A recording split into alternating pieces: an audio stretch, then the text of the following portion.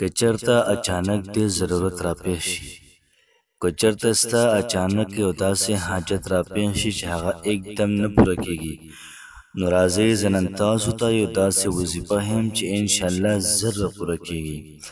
که چرته اچانک ستا یو مشکل راپېښ شو، دغه مشکل نه تېرېدل ډېر زیات ګران کار دی او ستاسو د وس کار نه دی، نو په داسې حالاتو کې د وظیفه کول ډېره زیاته مؤثره وظیفه ده محترمو. دغه رنګې اچانک ستاسو پیسو ته حاجت راغلی، په داسې ځای کې ته ولاړې چې هغه ځای کې یو ته یو خدای دی، بل څوک سره شته نه، یا بل هغه ځای کې څوک پېژنې نه،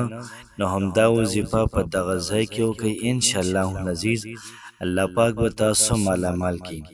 محترمو داسې طاقتور وظیفه ده، داسې د کمال نه ډکه وظیفه ده. دومره خلکو په دې باندې ټرای کړی دي، دومره خلکو ازماو کړې ده. که ستاسو حاجتونه دي پوره کېږي نه، که ستاسو مشکلات دي دا حل کېږي نه، که ستاسو د پیسو مسله ده، د رزق مسله ده، کاروبار مسله ده، او دغه مسایل ورځ ته ورځ سوا کېږي کمیږي نه، نو راځئ هم نن دا وظیفه تاسو کوئ او انشاءالله العزیز الله پاک نه خپل حاجت دا پوره کوي. څومره مال غواړئ الله پاک به درکړي، څومره حاجتونه هم دي الله پاک یې پوره کړي. راځئ مکمل ترتیب مکمل طریقه کار تاسو ته په دې ویډیو کې ښایم. بسم الله الرحمن الرحیم. شروع کوم د ډیر زیات بخښونکي او د ډیر زیات مهربان رب په نوم باندې، زه ګواهي ورکوم د دې خبرې چې د الله پاک نه علاوه د عبادت لایق بل څوک نشته. نبی کریم صلی الله علیه و آله وسلم د الله پاک بنده او د الله پاک رسول دی. محترم مسلمانانو خویندورونو، نن چې کومه زموږ وظیفه ده ډیره زیاته عظیم شان او د کمال وظیفه ده، دومره طاقتور وظیفه ده. که تاسو یو حاجت لرئ او د حاجت نه پوره کېږي، ستاسو یو مشکل دی او دغه مشکل نه حل کېږي، ستاسو د پیسو څه مسله ده، د کاروبار مسله ده، د رزق مسله ده، د کور مسله ده، د نوکرۍ مسله ده، څومره چې مسلې مسایل دي انشاءالله العزیز الله پاک به په ښه طریقې سره محترمو دا سرته ورسوي. وظیفه محترمو ډېره زیاته د کمال ده، ډېره زیاته عظیم شانه وظیفه ده. کوشش کول پکار دی چې د زړه نه وکړو، د زړه په توجه وکړو، انشاءالله العزیز ډېره زیاته فایده وکړي. دنیا کې یو بادشاه دی او دې بادشاه ته موږ ودرېږو. هلکه نن به ستا پلانکي وزیر سره ملاقات وي یا بادشاه سره ملاقات وي، نو موږ څه کوو؟ خپل وضع قطع لباس پیزار او دغه رنګې د خبرو انداز هر یو څیز دا موږ مخکې نه په هغې باندې ټرای کوو چې لومبیا زه هم میلاوېږم بادشاه سره، داسې به وي، داسې به ورسره لاس میلاومه، داسې به کښېنمه، دا به ویمه، دا به ویمه، نو مکمل تفصیل مکمل ډیټیل بیا د هغه مخکې ته څنګه په ادب باندې کېناستل دي، بیا خپل حاجت یا مطلب د پیسو څه مسله ده یا نور څه مسایل دي هغه ته ورکېښودل دي او هغه ته عرض کولی چې یاره دا څیز دا پوره کړه. نو څومره توجه دغه ټایم کې، څومره دهان دغه ټایم کې چې موږ سترګې د بادشاه نه ناړو، کله بادشاه اډر کوي چې او د انسان دغه حاجت دا دې پوره کړی شي، دلته دومره انعامات ورکړی شي، دومره پیسې دې دله ورکړی شي، نو موږ سترګې په لارو بادشاه ته نیغ نه ګورو چې دا څنګه فیصله کوي. یو مشکل راپېښ شو ستاسو په علاقه کې او تاسو لاړ شئ MP له هغه ته خپله خبره کوئ،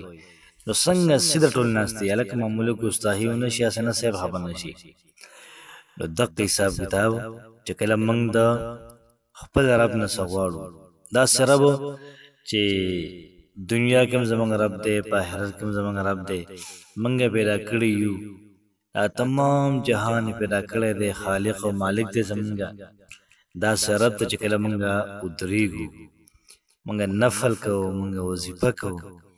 څومره توجه به غواړي. دنیا یو معمولي غوندې سړی توجه غواړي که نه، الله پاک به څومره توجه غواړي، الله پاک به څومره دهان غواړي. خو راځئ چې کله موږ د یو بادشاه نه څه غواړو، زموږ توجه نه وي، زموږ بل خوا خوا دې خوا ګورو، یا هغه زموږ نه تپوس کوي او موږ داسې شګوم ولاړ یو، نو بیا به هغه زموږ دا څیز پوره کړي، زموږ کار پوره کړي، نه پوره کوي. چې کله موږ وظیفه کوو اور سره خبرم کو وظیفه به کار نه کوي وای موږ هو د دنیا وظیفه او دا چل ما کو هغه چل ما کو کار نه کوي وظایف کار کوي خو موږ کې کمې ده کم چې روحاني طاقت رام کې نشتا ګناه کو اور سره وظیفم کو نو اور او با دن جمع کیږي دلته کې ډرامې فلمونه ګورو پسې به وظیفه وکړو نو ځان مکمل دسې کول پکار دی چې منګه ګناه نه کو ګناه توبه وباسو نو زمونږ مثال ور پرشتو په شانت شي بیا چې منګه سوایو الله پاک به هم دق محترم دا پوره کوي کوشش وکړو چې په توجه سره په اطمینان سره په ذهان سره موږ دا وظیفه وکړو ان شاء الله ډیره زیاته لویه پیدا محترم دا وکړي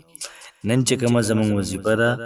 د سورة الفاتحه د یو آیت مبارکه وظیفه ده موږ سورة الفاتحه وایو الحمد لله رب العالمين الرحمن الرحيم مالك يوم الدين إياك نعبد وإياك نستعين چې کله موږ راورسېږو إياك نعبد وإياك نستعين دې ته راورسېږو دا موږ 314 پیرې وایو إياك نعبد اے رب هاستا پر موږ بندگی کوو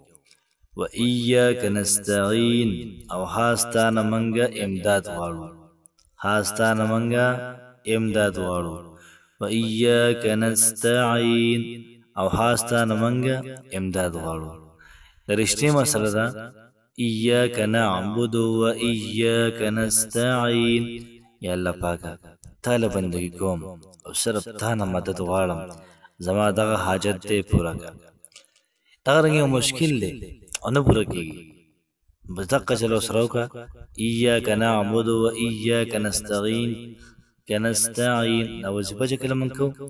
بس ذهن کې خپل حاجت راولو مشکل راولو د پیسو څه مسله وي کاروبار څه مسله وي یا الله پاک هم ستا لپاره موږ بندګي کوو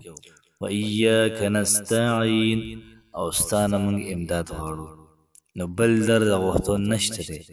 موږ تا نه امداد غواړو روا زمونږ را کار وکړي نو چې کله تا الله پاک ته وي چې موږ ستا نه امداد غواړو تا له بندګي کوو الله پاک به انشاءالله زمونږ او ستاسو لازمي اوري محترم کوشش کول پکار دی چې وظیفه مونږه د زړه نه وکړو وظیفه مونږه ښه په اخلاص باندې وکړو چې څومره پکې اخلاص وي دومره به زمونږ وظایفه د به قبلېږي څومره پکې توجه وي څومره پکې ذهان وي او څومره پکې للهیت وي زمونږ وظایفه د قبلېږي او که دا پکې نه نو بیا محترم زمونږ وظایفه د به نه قبلېږي الله پاک مو خوشحاله آباد ساته السلام علیکم ورحمة الله وبرکاته